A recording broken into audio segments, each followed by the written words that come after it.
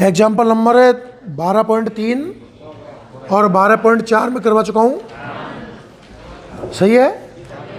तो example number 12.5 देखना।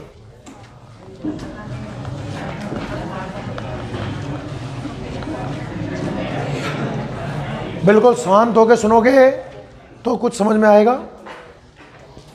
12.5 पढ़े एक बार ढंग से। यंग के द्विस्लेट प्रयोग में तरंग दैर्ध्य 6600 एंगस्ट्रॉम का प्रकाश प्रयुक्त करने पर दृष्टि क्षेत्र में 60 फ्रिंजें दिखाई देती हैं। अगर 4400 एंगस्ट्रॉम का प्रकाश करेंगे तो कितनी फ्रिंजें दिखेंगी? बोर्ड पर देखें ध्यान से, बहुत सरल तरीका है। आपको एक तरंग दैर्ध्य दी हुई है ना, आप इसको मान लें λ1, कितना 6600 एंगस्ट्रॉम। तो फ्रिंज जो बन रही है उसको n1 नाम दे दें, क्या 60 बन रही है? और बोल रहा है कि अगर 4400 एंगस्ट्रॉम काम में लूं तो कितनी फ्रिंज बनेंगी? सवाल समझ में आया क्या? बहुत ध्यान से सुनना। ये कोई पर्दा मान लो बोर्ड, थोड़ी देर के लिए आप, ठीक है। बोर्ड की लंबाई आप 10 मीटर मान लो, समझने के लिए कुछ ही मान सकते हैं, 10 मीटर। और इसमें फ्रिंजें बन रही हैं 2-2 मीटर चौड़ी। एक फ्रिंज कितनी चौड़ी है? 2 मीटर। तो कितनी फ्रिंजें बन सकती हैं? 5। हाँ या ना?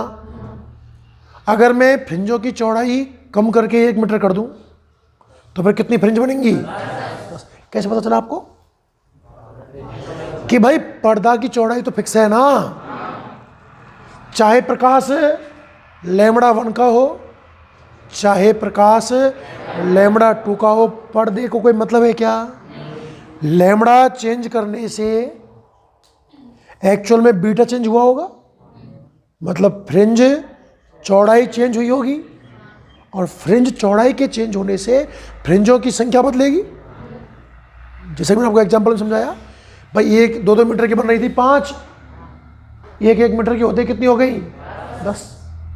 मतलब एक बात दिमाग को समझ में आई कि फ्रिंजों की संख्या गुणा फ्रिंज चौड़ाई कांस्टेंट होनी चाहिए। ये पर्दा है, ये पर्दा है, इसके ऊपर बन रही है n फ्रिंज। कितनी फ्रिंज? और एक फ्रिंज की चौड़ाई हम ले लेते हैं बीटा। तो क्या इस पर्दे की चौड़ाई n इंटू बीटा होगी? नहीं आया? 2 फ्रिंज बन रही होती, पहली बीटा की और दूसरी बीटा की, तो मतलब पूरे पर्दे चौड़ाई 2 बीटा है साहब। 3 बन रही होती बीटा बीटा बीटा की, तो 3 बीटा, 4 तो 4 बीटा, 5 तो 5 बीटा, n तो n बीटा। क्या मैं ये लिख दूं कि चूंकि पर्दे की लंबाई या चौड़ाई जो भी नाम ले, क्या वो n बीटा होगा? और क्या ये कांस्टेंट रहेगा? ये लाइन समझ में आई तो बताना, आया कि नहीं आया? पर्दा बोर्ड है, बोर्ड के ऊपर मुझे फ्रिंज देखनी है, चौड़ी चौड़ी बनेंगी, मतलब बीटा ज़्यादा होगा तो कम बनेंगी, और सुकड़ी सुकड़ी बनेंगी। कुल मिला के एन और बीटा का गुणा कांस्टेंट रहेगा। बीटा बढ़ेगा तो एन घटेगा, और बीटा घटेगा तो एन बढ़ेगा। कोई डाउट है तो यही पूछ लेना। आने वाले तीनों क्वेश्चन इसी से लिंक कर जाएंगे भाई ना, आपको पता भी नहीं चलेगा मैंने क्या पढ़ा दिया। इसलिए मैं बहुत स्लो पढ़ा रहा हूँ। कोई भी डाउट हो तो आप तुरंत मुझसे पूछ लेना। क्या एन इंटू बीटा कॉन्स्टेंट है, ये आपको समझ में आया? अरे हाँ या ना? अब हो गया खेल। तो पहली कंडीशन में फिर तो आपको n1 बीटा 1 बराबर n2 बीटा 2 भी समझ में आ ही गया होगा, हाँ या ना? पहले जब λ1 काम में लिया तो चौड़ाई बीटा 1 मान ली, वो तो बन रही है n1, तो n1 गुना बीटा 1 बराबर n2 गुना बीटा 2। पर चूंकि सवाल में बीटा की जानकारी नहीं है, लैम्बडा है, तो लैम्बडा का बीटा का सूत्र जमा दो आप। तो बीटा का सूत्र क्या सिखाया कल आपको मैंने? पथांतर का याद हुआ? पथांतर का by small D upon capital D. तो फ्रिंज चौड़ाई का lambda capital D upon small D. क्या लैम्बडा को लैम्बडा 1 लिखे? क्या कैपिटल डी बदला होगा क्या? अरे लैम्बडा बदलने से डी थोड़ी बदलेगा। और स्मॉल डी भी नहीं बदला होगा, बहुत बढ़िया। तो क्या n2 lambda 2 D by D, कुछ कुछ कटा क्या, डी बाई डी से डी बाई डी। क्या ये समझ में आया? ये आपकी बुक में डायरेक्ट लिखा हुआ है, यहाँ से सवाल शुरू किया उसने, तो आपको यहाँ तक का स्टेप समझ में आया कि नहीं आया, पहले बताओ। लैम्बडा 1 दिया हुआ था भाई, 6600 एंगस्ट्रॉम काम में ले रहे हो तो पर्दे पर 60 फ्रिंज बन रही है, 4400 काम में लोगे तो कितनी बनेंगी? तो जब लैम्बडा बदले मतलब बीटा बदला अल्टरनेट, और बीटा और संख्या में कॉन्सेप्ट देखना हो तो मेन जो सवाल की जड़ मेरी नज़र में है वो तो ये है। जिस बच्चे को ये कॉन्सेप्टली क्लियर हुआ होगा उसको इस सवाल में कुछ भी नहीं है, ना अगले सवाल में कुछ है। फिर एन बीटा बराबर कॉन्स्टेंट, पहली कंडीशन में n1 बीटा 1, दूसरी में n2 बीटा 2, काट पीट के पहुंच गए यहाँ तक। क्या निकालना है अपने को? n2। सूत्र बनाओ।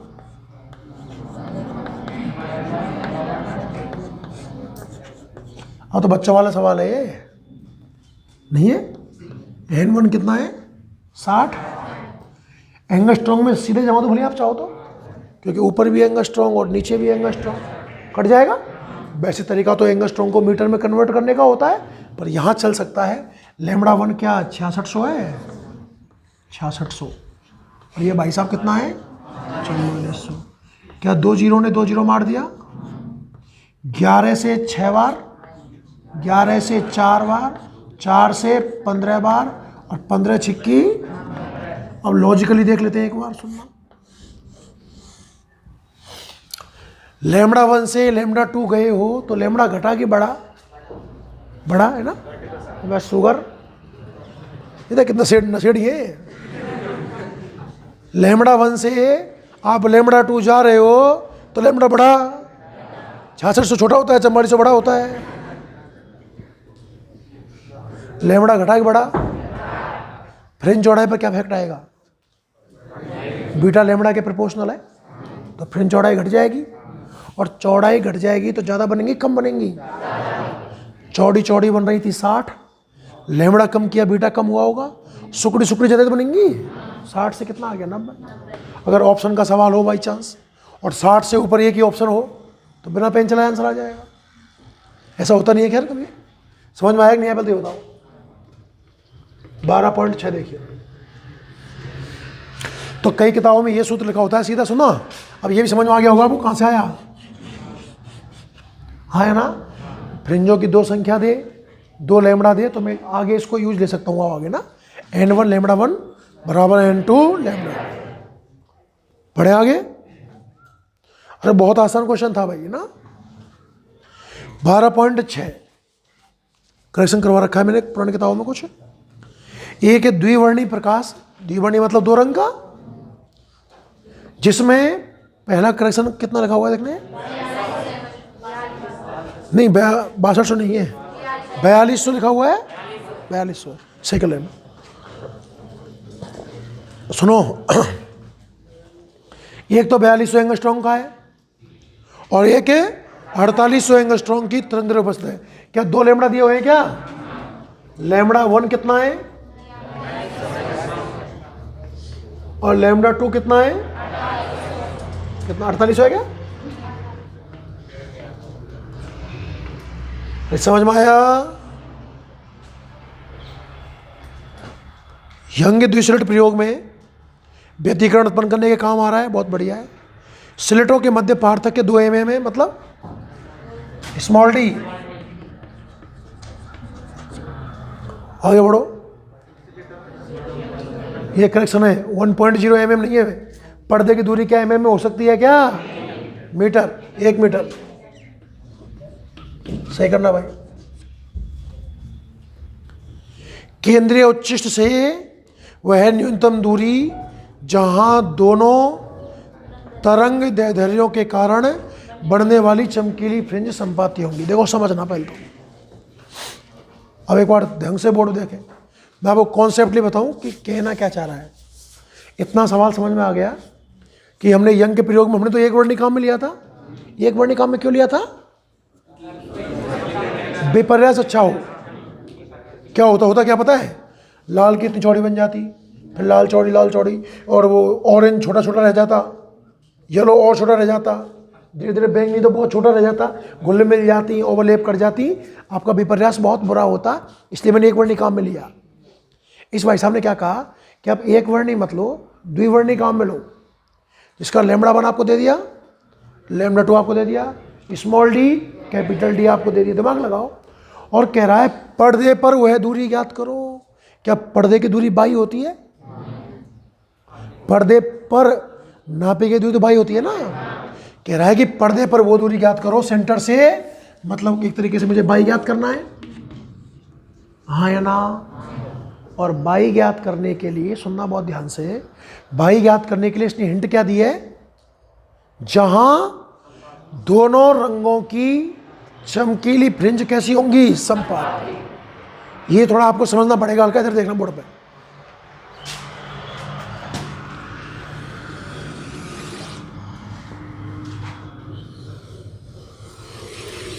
ये कोई पर्दा है भाई ना, आप थोड़ा दिमाग लगाना, आप समझ जाओगे, बड़ी चीज़ नहीं है। मैं फिजिकल अर्थ समझना चाहता हूँ आपको ताकि क्लियर से समझ में आए। पहली जो लैम्बडा 1 है, वो जो फ्रिंज बना रहा होगा उसकी चौड़ाई कुछ बीटा 1 रही होगी। मैं समझने के लिए इसको बीटा 1 को ले लेते हैं अपन, 6 5 30, 0.5 ले लो। कितनी छोटी पट्टी ले लो? 0.5। सुनना, तो पहली पट्टी की चौड़ाई 0.5 मीटर हो गई क्या? यहां दूरी 0.5 मीटर हो गई होगी। अगली बोलना, एक। अरे फ्रिंज चौड़ाई मैंने आधे मीटर की ले ली, इतनी चौड़ी होती नहीं है, समझने के लिए मान सकता हूं क्या? लैम्बडा 1 जब मैंने काम में लिया, सपोज, तो जो फ्रिंज बन रही थी वो कितनी चौड़ी थी? आधे मीटर की। कितने मीटर की? तो पहली चौड़ाई आधे मीटर तक गई होगी, फिर दूसरी की 1 मीटर तक गई होगी ना, बढ़ाते जाओ, फिर 1.5 मीटर तक, 2 मीटर तक, 2.5 मीटर तक और 3 मीटर तक, और आगे बढ़ा थोड़ा सा 3.5 मीटर तक। अरे ये तो बहुत ईजी गणित है भाई, हाँ या ना? पहले प्रकाश से दूसरे प्रकाश का लैम्बडा अलग है, तो फ्रिंज चौड़ाई कुछ अलग रही होगी।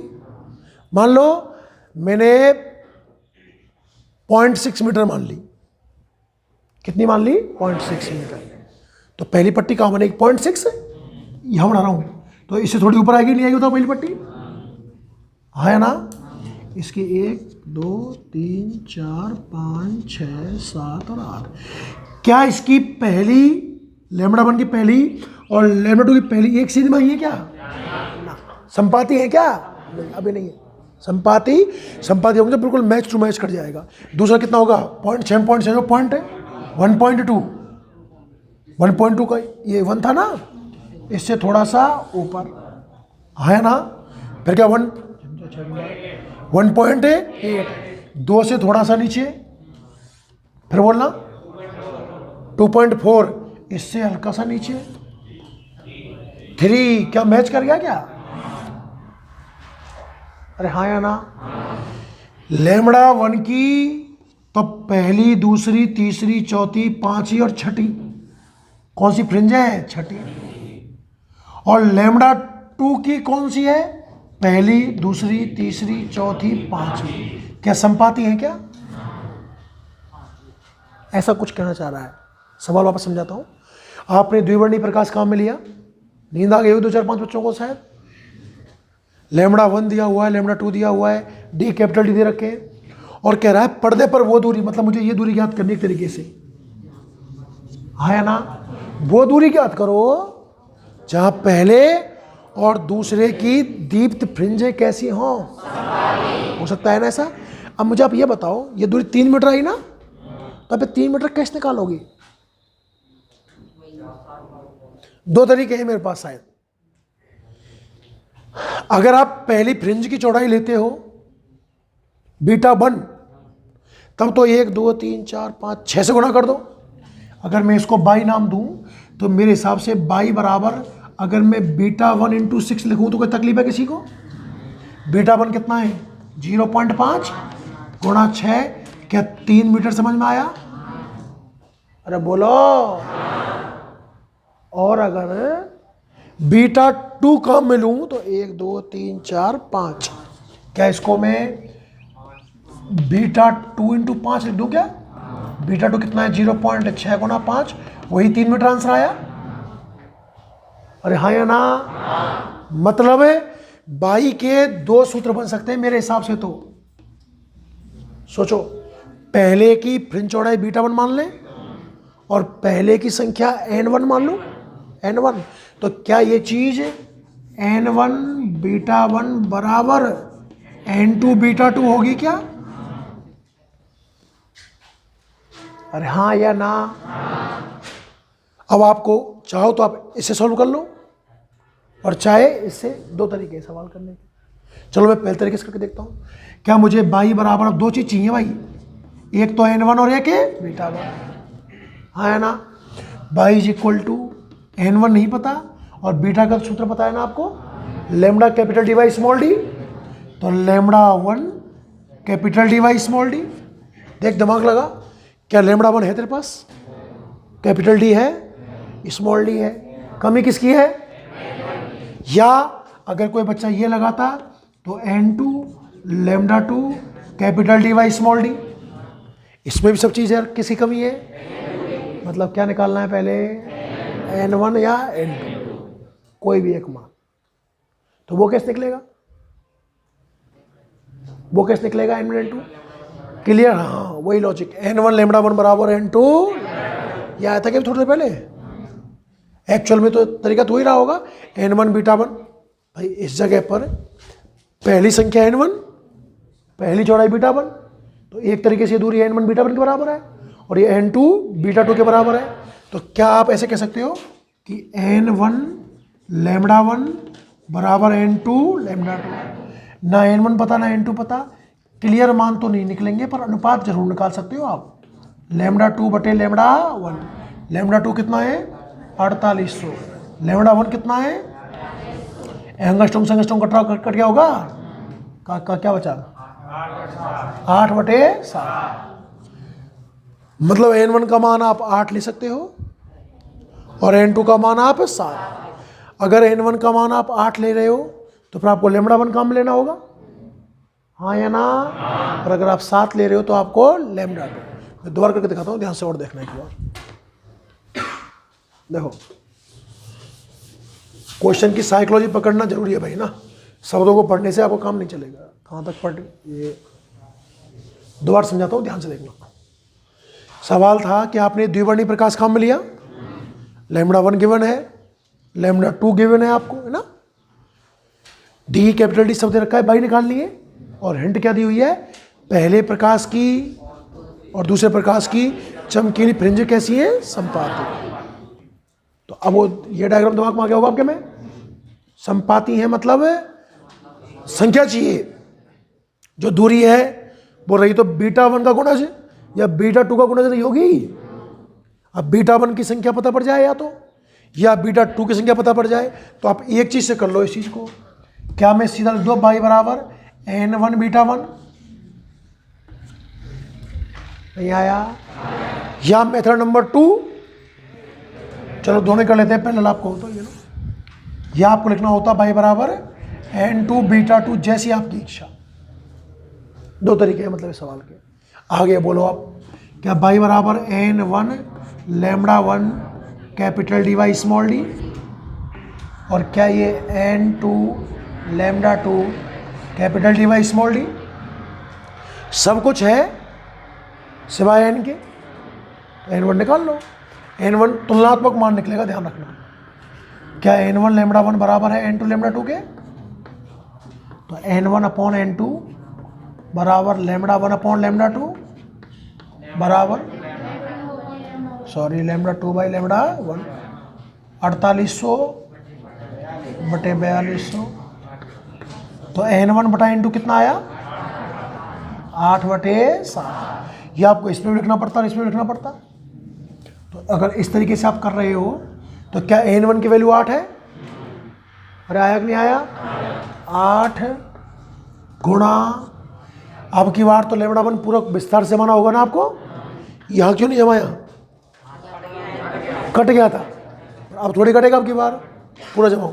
कहाँ गया लेमड़ा बन जमाना है ना, कितना है क्या 42 गुना 10 की घात -8, सही है क्या? और कैपिटल डी 1 और स्मॉल डी -3। देखना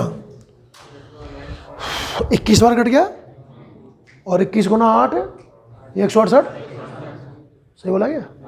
168। और घात वात क्या क्या हिसाब है? -3 ऊपर गए होंगे, -5, 3 अंक तो यही है। ले 3 अंक की तो लगा दी पॉइंट, और मीटर की जगह सेंटीमीटर, समझ में आया क्या? -5 दिख रहा है किसी को? सेंटीमीटर के -2 तो, और 3 पॉइंटों के, और नहीं आया।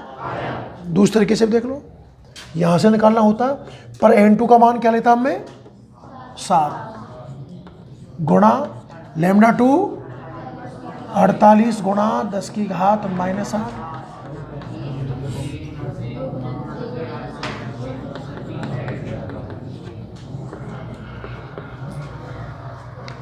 चौबीस 2 48 और 24 7 168। मतलब मैंने तो वैसे बोल दिया है 168, मुझे पता है आंसर ये आएगा। 24 गुना 7 168 होता है ना, देख गया आंसर 168 है क्या? वही -5 बचे क्या? जैसे तुम्हारी इच्छा वैसे कर लेना। दोनों सवाल समझ में आए कि नहीं आए? पहला तो काफ़ी इजी था, दूसरा अच्छे क्वेश्चनों में से है भाई ना। अब 2-3 बार बच्चा कर लेता है तो वो रटके लगवाते हैं, बाकी आप कॉन्सेप्ट समझोगे तो काफ़ी महत्वपूर्ण है। और सबसे महत्वपूर्ण इनमें 12.7 है। उम्मीद है आपसे हुआ नहीं होगा। किया किसी ने किया? नहीं हो गया हो किसी से? देखें, थोड़ा समझना पड़ेगा है ना। पढ़े मेरे साथ, क्वेश्चन पढ़े एक बार। कला संबद्ध श्वेत प्रकाश, प्रकाश स्रोत श्वेत प्रकाश है, और श्वेत प्रकाश की रेंज दे दी इसने 400 नैनोमीटर से।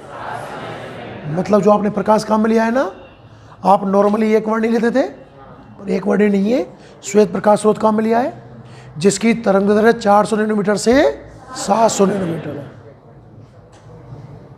तो आपको लैम्बडा की रेंज दी एक तरीके से 400 नैनोमीटर से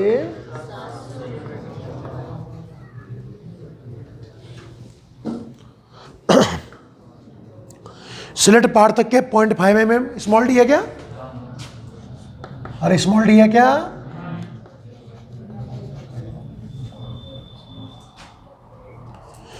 पर्दे की दूरी 50 सेंटीमीटर है क्या?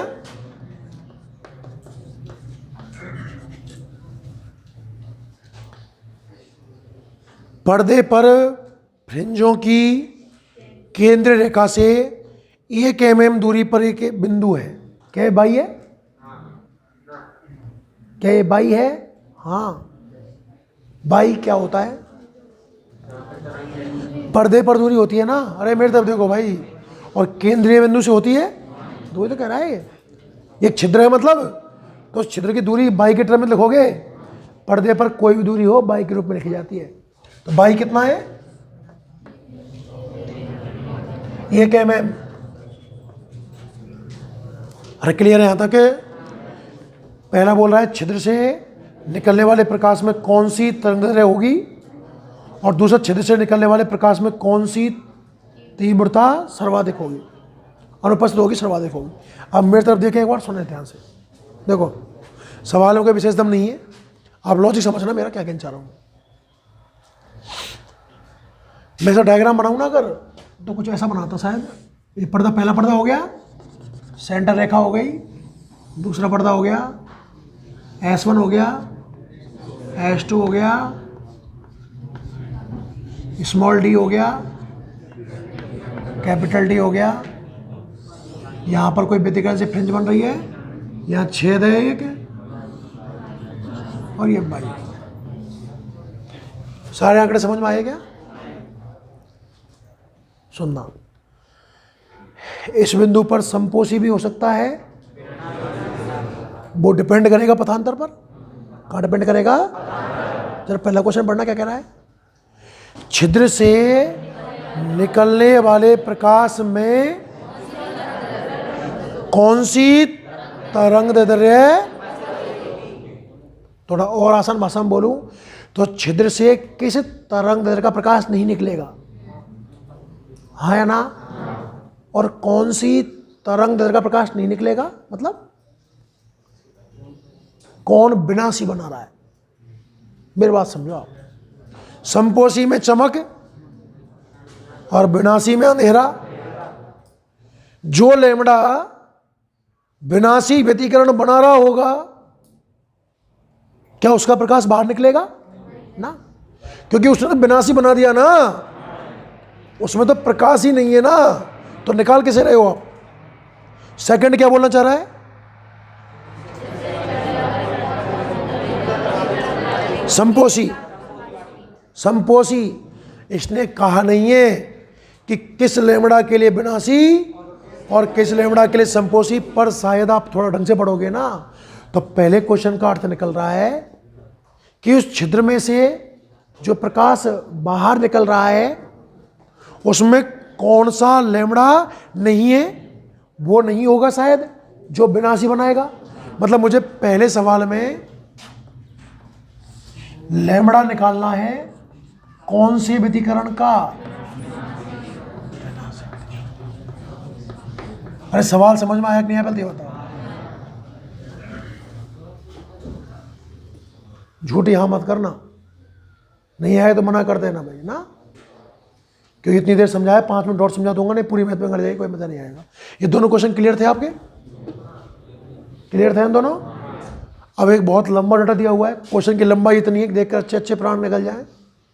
सवाल ये कहना चाह रहा था कि उस छिद्र से, ऐसे कोई भी डाटा देगा आपको, कुछ भी लैम्डा दूं, कुछ भी कैपिटल दूं, स्मॉल डी दूं, एक छिद्र दे दूं भाई, इससे कौन निकलेगा कौन नहीं निकलेगा, कौन मैक्सिमम तीव्रता होगी कौन मिनिमम तीव्रता होगी, अल्टरनेट वो कहना चाह रहा है संपोषी और विनाशी व्यतिकरण। पहले में बोल रहा है कि कौन सा प्रकाश अनुपस्थित होगा, नहीं निकलेगा, जिसमें तीव्रता नहीं होगी वो ना निकलेगा, नहीं होगी मतलब विनाशी। पढ़े आगे? अब तो हो गया, कुछ नहीं। विनाशी व्यतिकरण के लिए नॉर्मल पथांतर कितना होता है?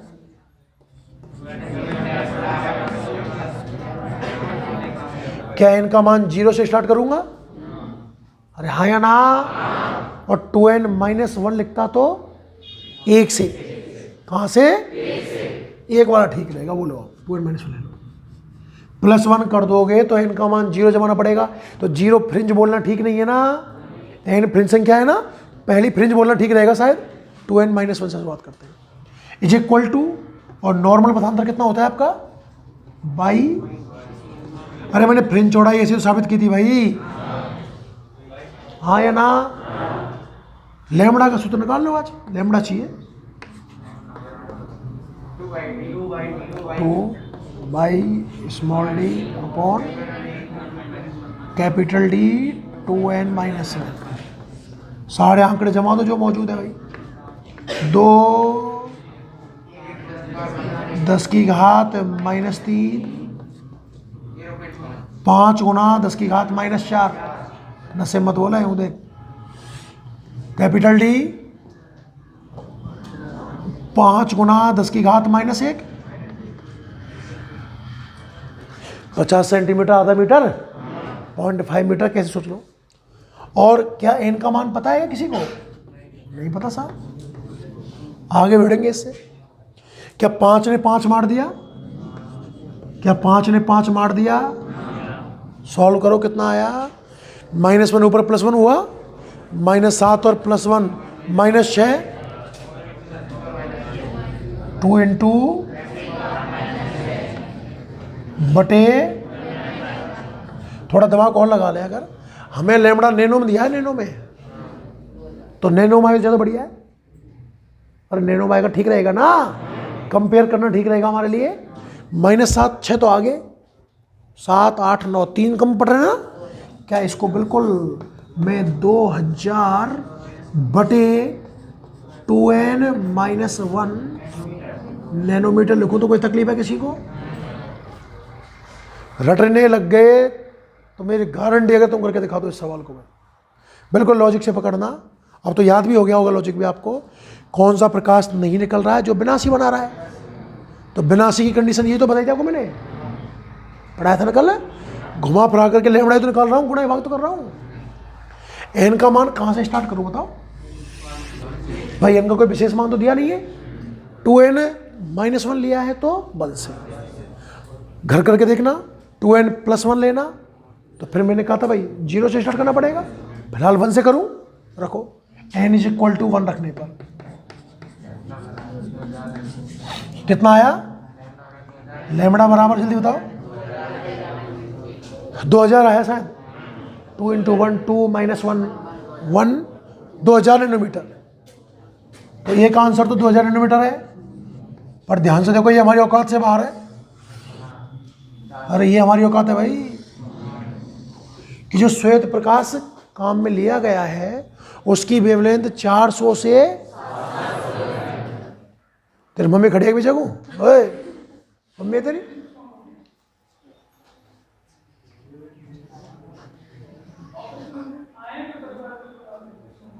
कौन है साहब?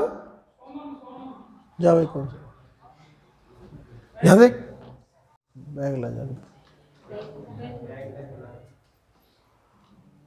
कितना ध्यान दियो है? ये सवाल समझ लोगे देख तो। एक तो 2000 नैनोमीटर का प्रकाश बिनासी बनाएगा शायद, तो वो नहीं निकलेगा, पर वो तो है ही नहीं है ना हमारे पास, तो ये हमारा आंसर नहीं है। n का मान 2 जमाओ, n बराबर 2 रखने पर रखो भाई। 2 दूनी 4 -1 3, शायद 666। अरे 100/3 33 होता है, 333 666 शायद। तो लैम्बडा आएगा 667 कह दो, ये लो राउंड फिगर में है क्या? अरे है क्या? एक तो आंसर ये 667 या 66 जो भी हो वो नहीं निकलेगा, हाँ या ना? आगे देखो, n का मान 3 रखो साहब। 3 दूनी 6 -1 5, 400 है क्या? 400 का नहीं निकलेगा। अब आगे मान रखने ही बेकार है शायद, समझ होंगे आप, क्योंकि बार रख के देख लो आप। 400 लास्ट में पहुंच गया ना, ऊपर से स्टार्ट हो लास्ट तक आ गया, 400 से कम आएगा। आपकी आत्मा की संतुष्टि के लिए आप रख के देख लो। 4 रखो, 4 दूनी 8 -1 7, 2007 का भाग, 7 दूनी 14, लगभग 2 से स्टार्ट हुआ, 200 कुछ है क्या हमारे रेंज में? एक आंसर तो हो गया कि उस छिद्र में से एक तो 400 नैनोमीटर बाहर नहीं निकलेगा और एक 667 नैनोमीटर बाहर है, हाँ या ना? तो फिर कौन सा निकलेगा बता पाओगे कैसे? सेकंड सवाल कर सकते हो इसका। अरे 2 सवाल देना इसमें कि छिद्र से निकलने वाले प्रकाश में किस रंग की तीव्रता अधिकतम होगी, ये क्वेश्चन है क्या? जो संपोषी बनाएगा। संपोषी का मतलब क्या कॉन्सेप्ट है?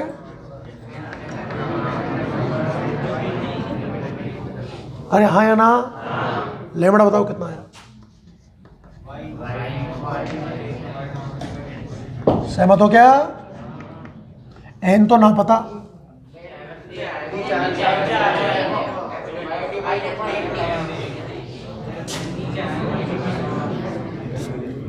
बाई कितना है? बाई कितना है? -3। डी कितना है? कैपिटल डी कितना है?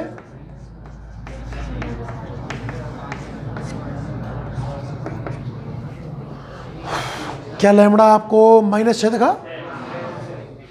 पर नैनो बनाया इसको 3 जीरो लगाकर, थोड़ा दिमाग लगाना। अरे ये समझ में आया क्या? हाँ या ना? 1 जमाओ, रेंज से बाहर है। 2 जमाओ, 3 जमाओ, 333 वो रेंज से बाहर है। रेंज में केवल कौन आया? तो 500 नैनोमीटर बाहर निकलेगा। चेक करो आंसर। ना, वो मुझे पता है सही है। आप समझ में आया कि नहीं आया? 667 और 400 बाहर नहीं निकलेंगे और 500 की तीव्रता मैक्सिमम रहेगी। अब आप छाप लो जो आपको अच्छा लग रहा हो बोर्ड से।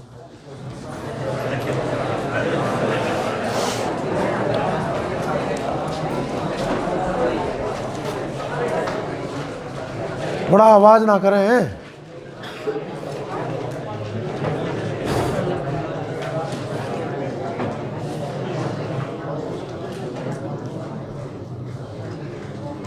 क्वेश्चन तीनों बहुत बढ़िया है।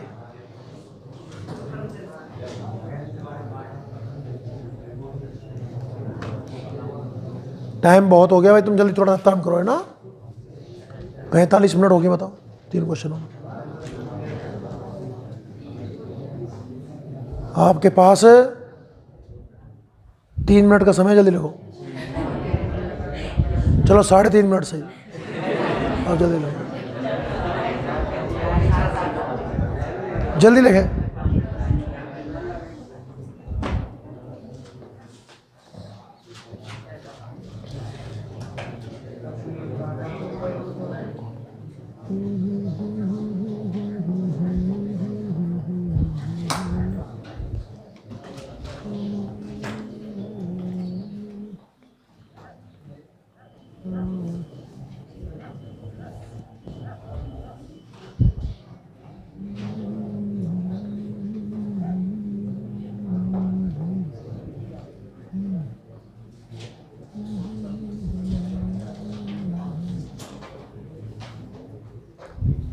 अंकित, कल मैं वो करा दिया था ना अंकित प्रश्न, तो घर करके देखे।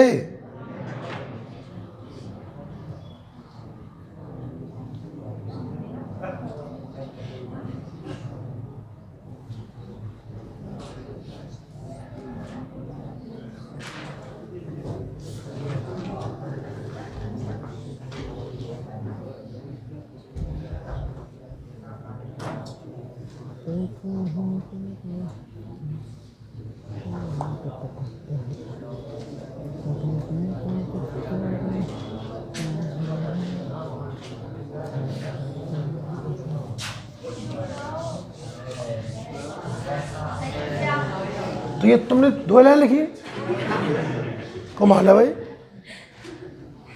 ये अक्षर टी में जरूरी नहीं है, आप सूत्र लिख लो, घर से करते जाना।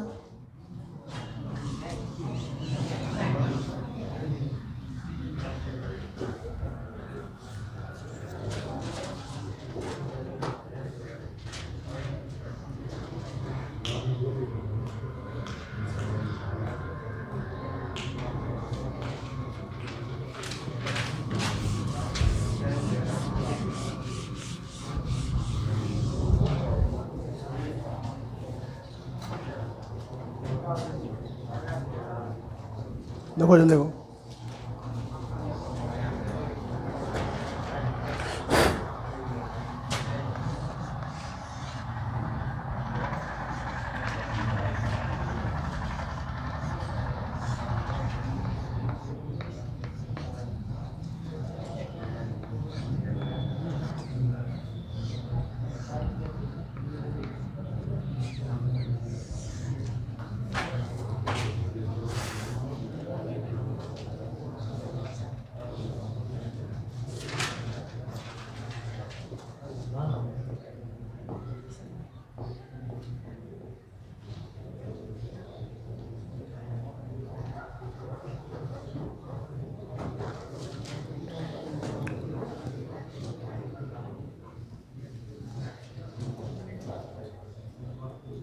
ये भाई तुम लिख रहे हो, बात कर रहे हो?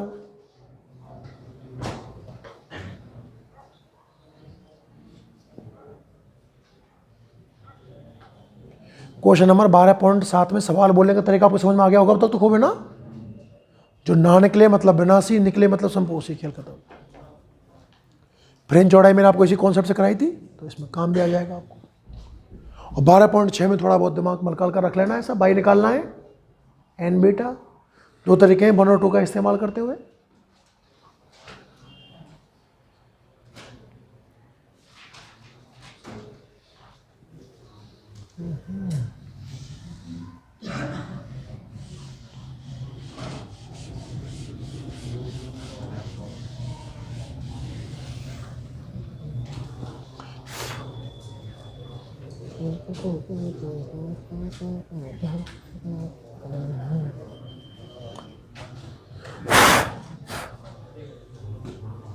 चलो लिख लेना, बाद में देख लो।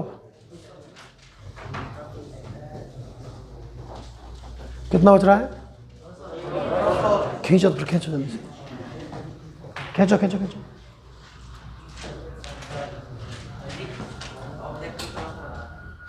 करा देंगे, थोड़ा पढ़ लेते हैं ना, बाकी कल क्वेश्चन कर लेंगे। फिर तो ऐसा थोड़ा थ्योरी, थोड़ा क्वेश्चन चलता रहेगा। तो 3 ही क्वेश्चन करवाए, 3 तो कंटेस्ट हो जाना चाहिए ना आज। कल भी बुक लेके आनी है आपको, है ना? कल फिर क्वेश्चन, फिर थ्योरी, ऐसा कुछ।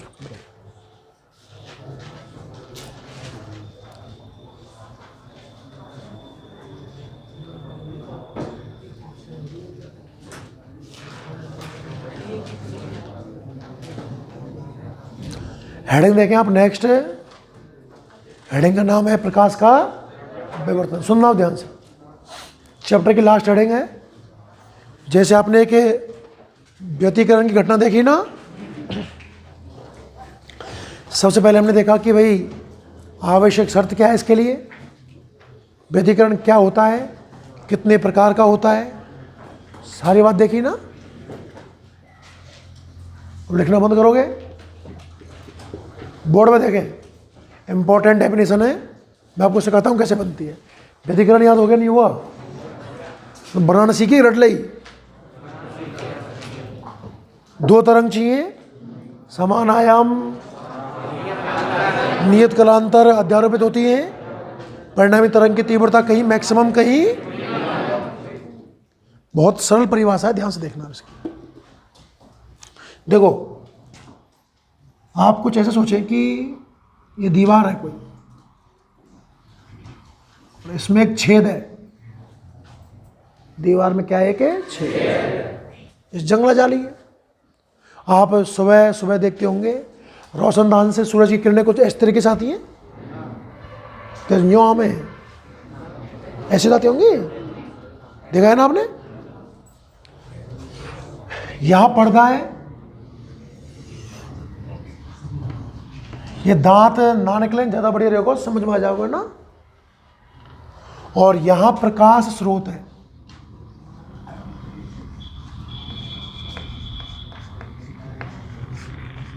ये तो है प्रकाश स्रोत, वो भाई साहब है पर्दा। और इससे विवर्तन देखना है मुझे, तो इसके 3 नाम हैं। या तो कहो द्वारक, या कहो अवरोधक, और या कहो विवर्तक। जो आपको सूटेबल लगे वो बोल सकते हो, ठीक है ना। अब इस सोर्स से प्रकाश तो हर दिशा में चलता शायद, हाँ या ना? कुछ प्रकाश सीधा भी निकलता, बोला करो ना, कहा था? कुछ ऐसे भी निकलता।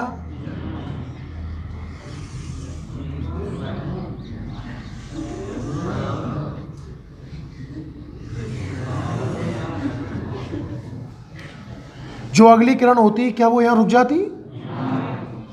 और ऊपर वाली किरण शायद ऊपर रुक जाती। और भी दिशाओं गया होगा, मुझे मेरा टारगेट इस दिशा में है ना। तो लाइट जो आती है सुबह सुबह मॉर्निंग में, वो कुछ जो रोशनदान होता है उससे इस तरीके से निकल के आती है, फैलती हुई, हाँ है ना। मतलब ये पर्दा जो है, इतने हिस्से में लाइट आ रही है, और इतने हिस्से के अलावा जो बचा हुआ ऊपर का भाग है या नीचे का भाग है, वहाँ लाइट नहीं पहुँच रहा। और जिस जगह लाइट नहीं पहुँचती वहाँ छाया रहती है, इसे बोलते हैं ज्यामितीय छाया।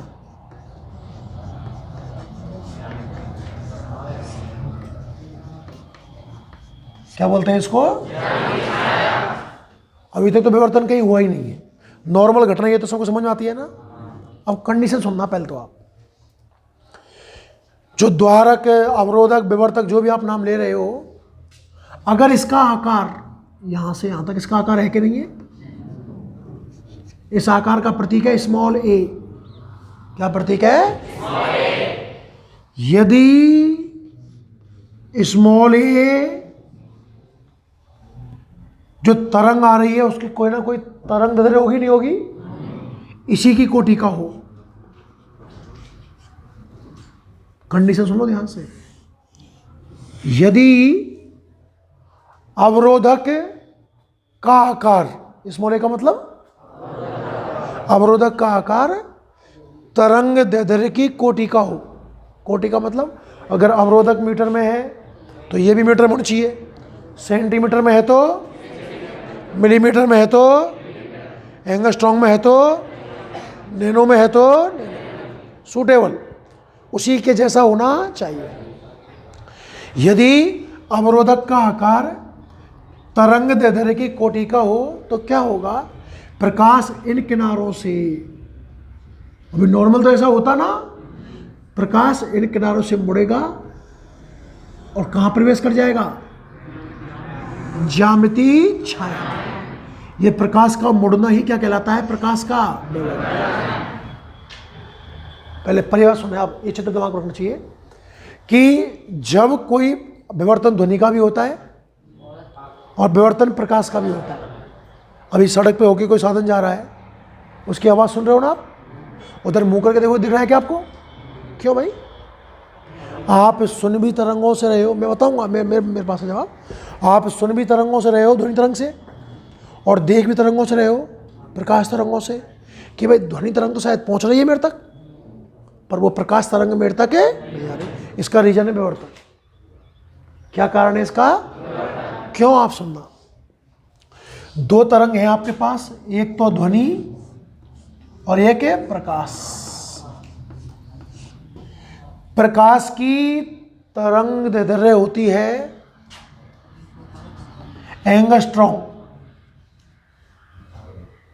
प्रकाश की तरंग दैर्ध्य होती है, और ध्वनि की तरंग दैर्ध्य होती है मीटर में। प्रकाश की तरंग दैर्ध्य एंगस्ट्रॉम में और ध्वनि की तरंग दैर्ध्य सामान्य जो हम डेली लाइफ में काम लेते हैं सामान्यतः, ये ध्वनि या प्रकाश कहाँ होके आ रहा होगा? सोचो आप, क्या इस दीवार में आर पार निकल के आ रहा होगा क्या? ना। मैं आपको इस कमरे में अंदर बैठा दूं, एकदम क्लोज पैक कर दूं उसको कमरे को दीवार से, एक संद भी ना छोड़ो, तो आप बाहर की आवाज़ नहीं सुन पाओगे, मेरी गारंटी है। घर को हम ढंग से पैक कर लेते हैं, खिड़की विड़की जाली जंगला, तब भी आवाज़ बहुत कम हो जाती है। फिर भी खिड़कियों के बीच में कुछ दरार तो रह सकती है, नहीं रह सकती? ऐसी दीवार गेट पे बना दे, सब जाली जंगला बिल्कुल कतई पैक कर दे ढंग से, तो मेरी गारंटी आप ना तो बाहर की आवाज़ सुन पाओगे ना देख पाओगे। इसका मतलब जो साउंड आया शायद वो इस गेट में होकर के, जाली में होकर के आया ना। और जो गेट और जो जाली है, इनकी साइज क्या है? एंगस्ट्रॉम का मीटर। अरे एंगस्ट्रॉम का मीटर है। सामान्य जीवन में जो द्वारक होता है वो भी कौन सी कोटि का होता है? मीटर का। तो ध्यान से देखो आप, ध्वनि को तो सूटेबल द्वारक मिल गया, ध्वनि को तो ध्वनि का विवर्तन तो बहुत आसानी से हो जाएगा, पर क्या प्रकाश को सूटेबल क्वालिटी का द्वारक मिला क्या? तो प्रकाश का विवर्तन आसानी से नहीं होगा। ये मत कह देना प्रकाश का विवर्तन नहीं होगा, फिर क्या पढ़ रहे अपन? हेडिंग में तो प्रकाश का विवर्तन डालिए ना। ध्वनि और प्रकाश में किसका विवर्तन आसानी से होता है? क्वेश्चन है बुक के अंदर। क्यों? ध्वनि की तरंग दैर्ध्य मीटर कोटि की होती है और सामान्य जीवन में द्वारक भी मीटर कोटि का ही होता है। इसे ध्वनि को तो सूटेबल द्वारक मिल जाता है, उसका विवर्तन हो जाता है, पर प्रकाश की तरंग दैर्ध्य होती है एंगस्ट्रॉम, और इस कोटि का द्वारक दैनिक जीवन में संभव है, इससे प्रकाश का विवर्तन आसानी से नहीं होता। एक बार तो विवर्तन की परिभाषा सुनना आप। तो प्रकाश का विवर्तन हमारे कोर्स में तो कि जब कोई प्रकाश तरंग, जब कोई अपनी ही कोटि के द्वारक पर आपतित हो, जब कोई प्रकाश तरंग अपनी ही कोटि के द्वारक पर आपतित हो, तो कुछ प्रकाश किरणें द्वारक के तीक्ष्ण किनारों से टकराकर मुड़कर ज्यामिति छाया में प्रवेश कर जाती है। यह घटना प्रकाश का हाँ है ना। आवश्यक शर्त आपको समझ में आई गई होगी। प्रकार और देख लो, फिर लिखेंगे एक साथ। 2 प्रकार का है। नाम सुनना। पहला तो है फ्रेनेल। कौन सा विवर्तन है? फ्रेनेल विवर्तन। और दूसरा है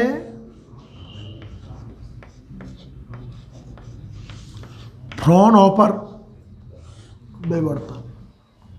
विवर्तन कितने प्रकार का है? कौन कौन सा?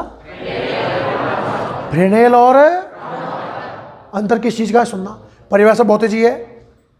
क्या ये प्रकाश स्रोत है और ये प्रेक्षण बिंदु है? अगर प्रकाश स्रोत और पर्दा, पर्दा कह दो या प्रेक्षण बिंदु कह दो, अगर प्रकाश स्रोत और पर्दा कहां से? विवर्तक कह दो। क्या कह दो? यदि प्रकाश स्रोत और पर्दा विवर्तक से सीमित दूरी पर रखा हो, अगर दूरी सीमित हो तब तो फ्रेनेल, और दूरी प्रभावी रूप से कितनी हो? अनंत। अगर दूरी सीमित हो तब तो कौन सा नाम हुआ? फ्रेनेल। और दूरी कितनी हो तो कौन सा हुआ? सूर्य के प्रकाश काम में ले तो कौन सा होगा? फ्रॉनहोफर। कौन सा होगा?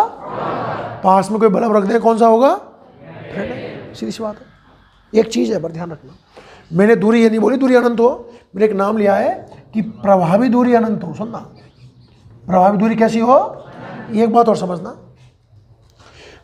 फ्रेनेल में जो तरंगाग्र आपतित होगा या विवर्तित होगा, आने वाला आपतित, और विवर्तन के बाद जो मिलेगा वो विवर्तित, वो कैसा होगा?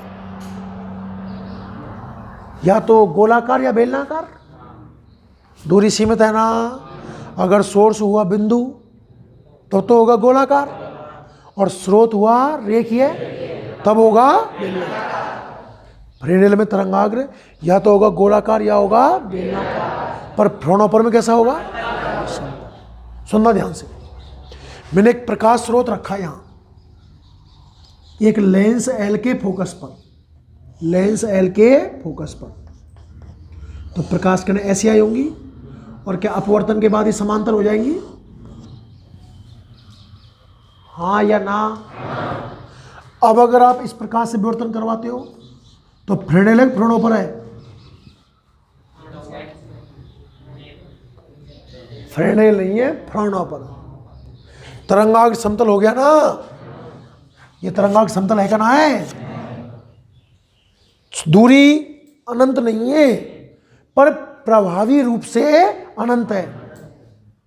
अरे अनंत से आने वाली किरणें कैसी होती हैं? समांतर। कैसे होती है? तो ये किरणें समांतर है क्या नहीं है? मैं इसको दबा लूं तो आप बता पाओगे कि अनंत से आ रही है कि नजदीक से आ रही है?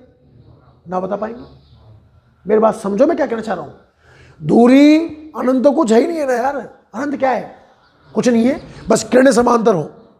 तो इस दूरी को यह मत कहना कि दूरी अनंत हो, आपको कहना पड़ेगा प्रभावी दूरी अनंत हो। कुछ ऐसी व्यवस्था कर रखी है मैंने जो किरणें कैसी आ रही हैं? समांतर, तब फ्रॉनहोफर। और अगर गोलाकार, जैसे यहाँ की बात करूँ, कोई लेंस वेंस नहीं लगाया तो क्या गोलाकार तरंगाग्र आया होगा इसके ऊपर? यहाँ है ना। अब कौन सा? फ्रेनेल। कौन सा? और यहाँ कौन सा? फ्रॉनहोफर। एक बार नोट करो पूरी चीज।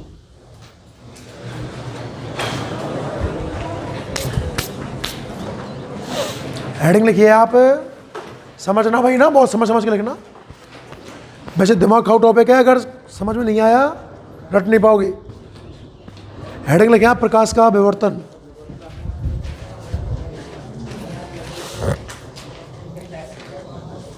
प्रकाश का विवर्तन। अरे राम रे, देखिए जब कोई प्रकाश किरण, समझते रहना है ना, जब कोई प्रकाश किरण अपनी ही कोटि के, जब कोई प्रकाश किरण अपनी ही कोटि के द्वारक, ब्रैकेट में अवरोधक या विवर्तक जो पसंद आए, सुंदर सुशील टिकाऊ लगे, वो याद कर लेना। जब कोई प्रकाश किरण अपनी ही कोटि के द्वारक ब्रैकेट में अवरोधक या विवर्तक, ब्रैकेट बंद करो, पर आपतित हो। जब कोई प्रकाश किरण अपनी ही कोटि के द्वारक पर आपतित हो तो कुछ प्रकाश किरणें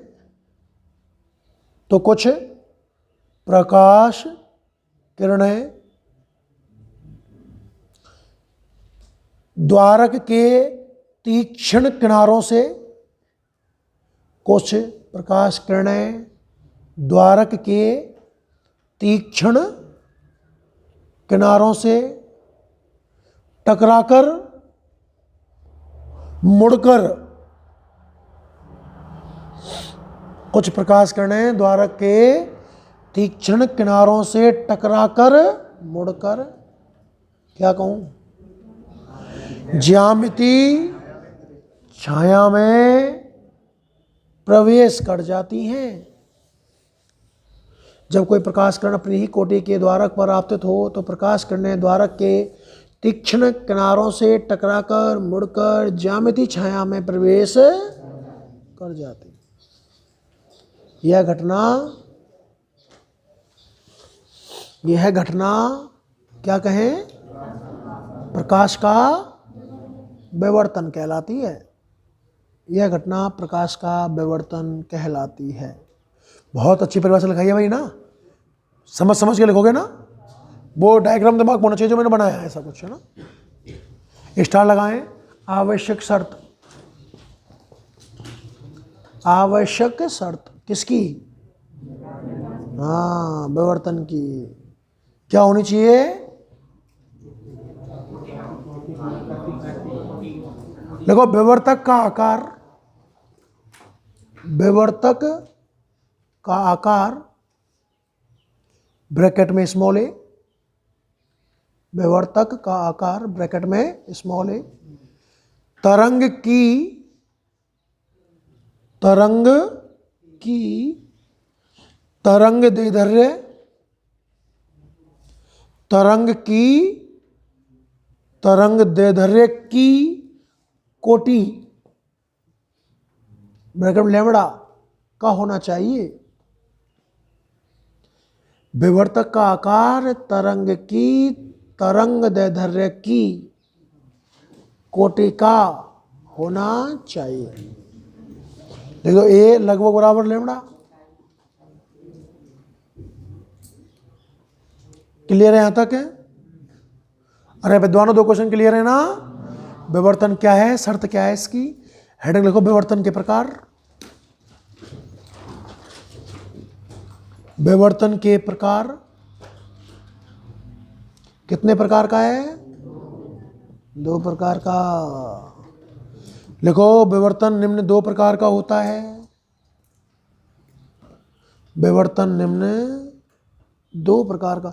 विवर्तन का मतलब दिमाग में रखना, लाइट का बेंड होना, लाइट का बेंड होना।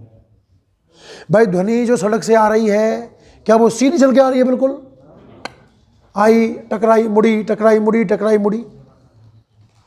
क्यों मुड़ रही है, क्योंकि उसको सूटेबल द्वारक मिल रहा है। अगर एंगस्ट्रॉन्ग, अब यूं तो मैं कहूँगा तुम दरवाजा बनाओ एंगस्ट्रॉन्ग कोटि का, बना पाओगे? चींटी भी शायद एंगस्ट्रॉन्ग से बहुत बड़ी होगी मेरे हिसाब से, हाँ या ना? ऐसा कोई द्वारक डे लाइफ में संभव है नहीं है। तो प्रकाश का नहीं हो रहा है, इसलिए वो दिख नहीं रहा है मुझे। लिखो आगे, लिखो नाम, लिखो दोनों उनके। फ्रेनेल विवर्तन, फ्रोनहोफर विवर्तन, और एक नंबर है डाल दो फ्रेनेल विवर्तन। दो प्रकार का है, फ्रेनेल और फ्रोनहोफर।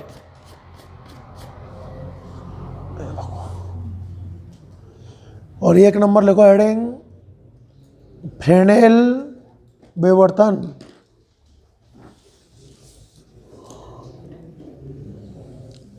लिखो यदि प्रकाश स्रोत व पर्दा यदि प्रकाश स्रोत और पर्दा, कॉमा लगाओ,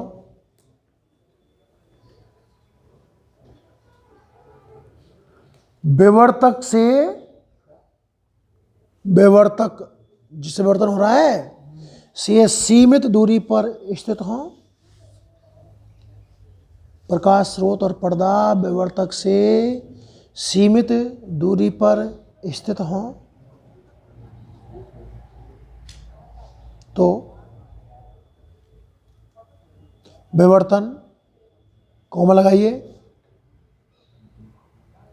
फ्रेनेल विवर्तन कहलाता है।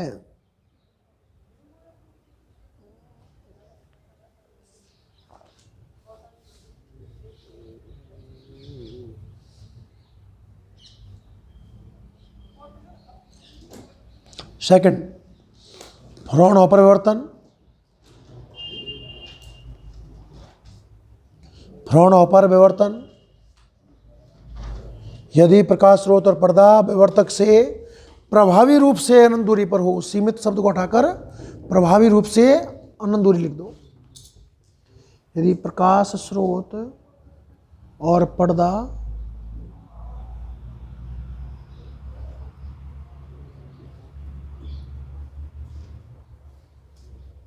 विवर्तक से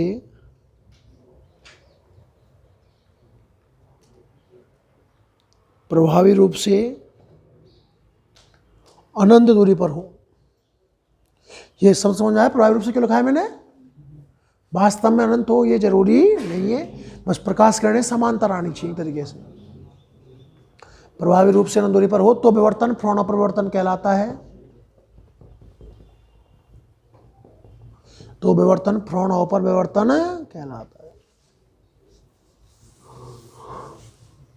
ठीक है, हेडिंग लिखें आप नेक्स्ट, फ्रेनेल तथा फ्रॉनहोफर विवर्तन में अंतर। फ्रेनेल और फ्रॉनहोफर विवर्तन में अंतर।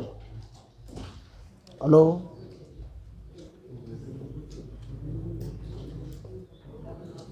फ्रेनेल फ्रॉनहोफर विवर्तन में अंतर। ठीक है, और पन्ने के 2 हिस्से करो, फाड़ मत देना। एक साइड फ्रेनेल एक साइड फ्रॉनहोफर, 5-6 लाइन तक खींच लो, फिर अपनी इच्छा अनुसार बढ़ा लेना।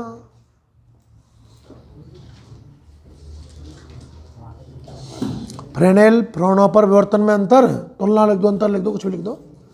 एक साइड में फ्रेनेल एक साइड में फ्रॉनहोफर, और फ्रेनेल विवर्तन में फर्स्ट पॉइंट लिखो।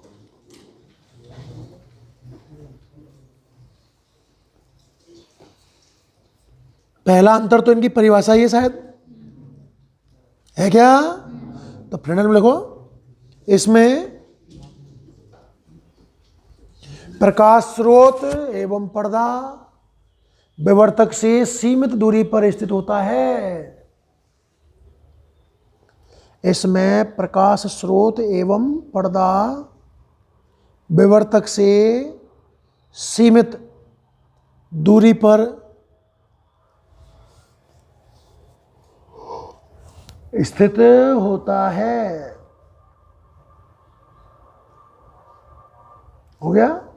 फ्रॉनहोफर में लिखो पहला, इसमें प्रकाश स्रोत और पर्दा विवर्तक से प्रभावी रूप से अनंत दूरी पर होता है।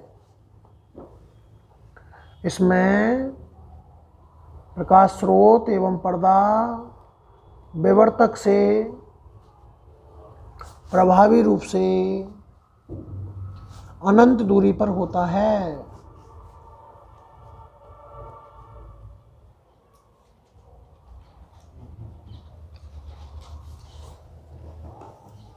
हो गया पहला पॉइंट है।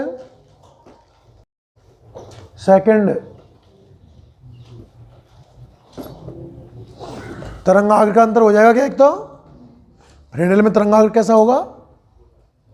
गोलाकार या बेलाकार, और फ्रॉनहोफर में लिखो, फ्रेनेल में सेकंड पॉइंट लिखो, इसमें आपतित एवं विवर्तित,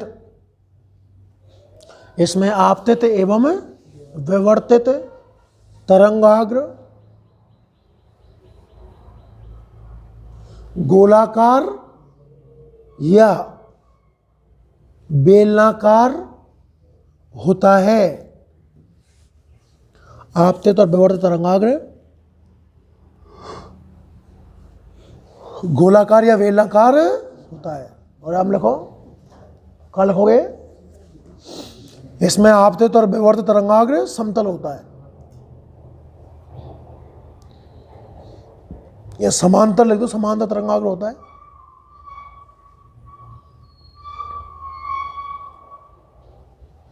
आपतित और विवर्त तरंगाग्र समांतर तरंगाग्र होता है।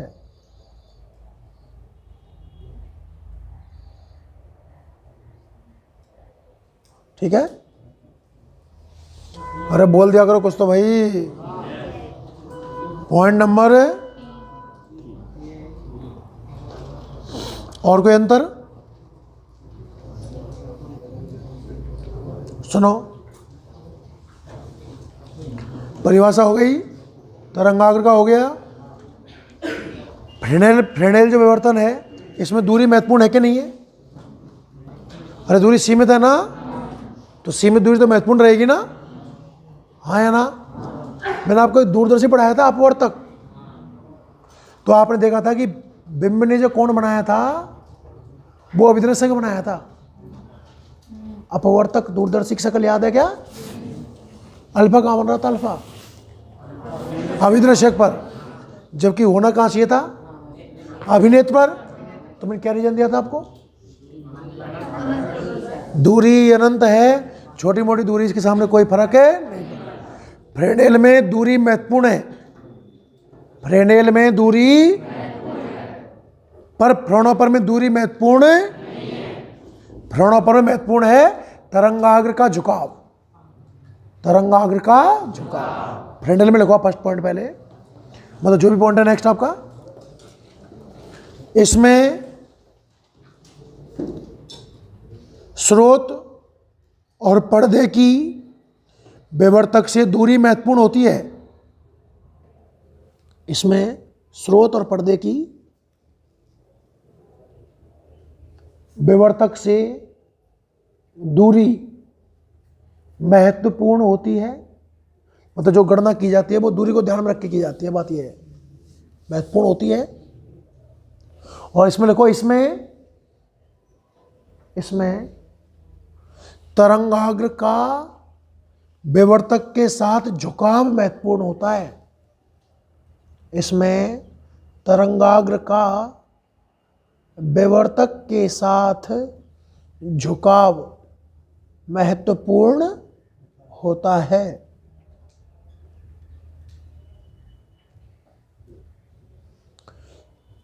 नंबर नेक्स्ट कौन सा है? 4। सुनो, फ्रेनेल में जब आप पाठ्यांक लोगे तो आपको ना लेंस लगाना पड़ेगा ना दर्पण लगाना पड़ेगा। पर फ्रोनोपर में मैंने लेंस काम में लिया नहीं लिया? एक पॉइंट ये बना, देखो फ्रेनेल में लिखना, इसमें बिना दर्पण या लेंस की सहायता से प्रेक्षण ज्ञात किए जाते हैं। इसमें बिना दर्पण या लेंस की सहायता से प्रेक्षण लिए जाते हैं, प्राप्त किए जाते हैं, कुछ भी लिख दो। और फ्रोनोपर में क्या लिखोगे बताओ? इसमें लेंस की सहायता से प्रेक्षण लिए जाते हैं। इसमें लेंस की सहायता से प्रेक्षण लिए जाते हैं।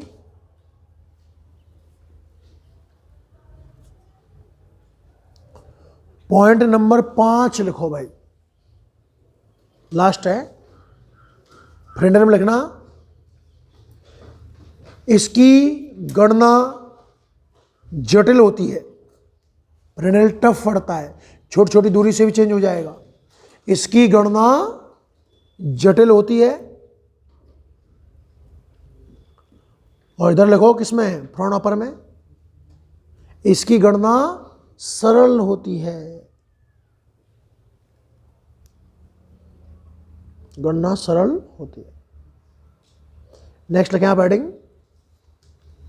अभी एक बात और समझाया आपको मैंने, ध्वनि और प्रकाश में तुलना, तो लिखिए ध्वनि एवं प्रकाश के विवर्तनों की तुलना। ध्वनि एवं प्रकाश के विवर्तनों की तुलना। ध्वनि और प्रकाश में विवर्तन किसका होता है? दोनों का ही होता है। अंतर किस चीज का है? आसानी से किसका होगा? प्रकाश का मुश्किल से होगा। कल पढ़ेंगे इस चीज को ना।